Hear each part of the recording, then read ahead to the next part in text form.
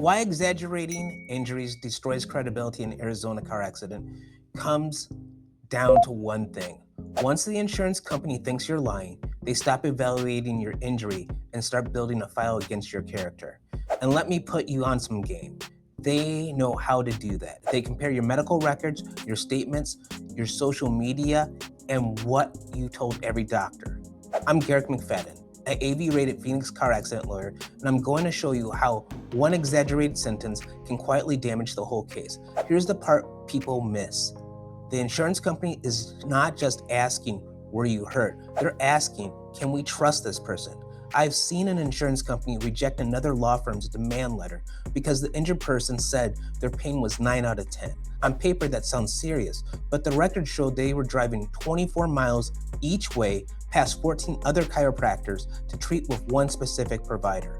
So the insurance company's response was simple. If your pain was really 9 out of 10, why weren't you at the hospital? Why could you sit in a car that long? Why did you pass 14 closer providers? And once they asked those questions, the conversation changed. It was no longer, how injured is this person? It became, is this person exaggerating?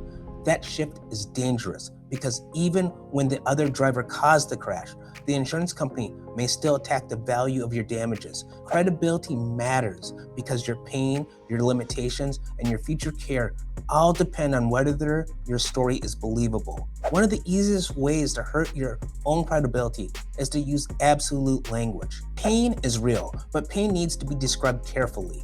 If you tell every provider your pain is 10 out of 10, but you walked in normally, drove yourself there, worked a full shift, or posted normal activities online, the insurance company will argue that your words do not match your behavior. That does not mean you're not hurt. It means you gave them an argument. A better way to explain pain is with detail. Instead of saying, I'm always at 10 out of 10, say my neck pain is usually a 6. It spikes to an 8 when I drive more than 20 minutes. I can still work, but I need breaks. I can still pick up my child, but I avoid it when the pain is high because I'm afraid it will make things worse.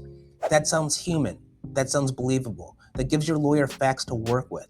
The same rule applies to the phrase, I can't. Unless you're paralyzed, amputated, or medically incapable of doing something, be very careful saying you can't do it. If you say, I can't drive, and then the insurance company finds out you drove to treatment, they will call that a lie. If you say, I can't lift anything, but you lifted groceries, they'll call that a lie. The better language is, I choose not to because the pain is too high and it is not worth the flare-up. I can't sounds absolute. I choose not to because of pain explains the trade-off.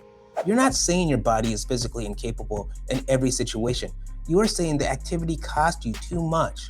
That is more accurate and more credible. So protect your credibility early and say what hurts, say what changed, say what you can do, what you avoid, and why you avoid it. And when you cannot do something, you need to say, I don't know. That is not weakness.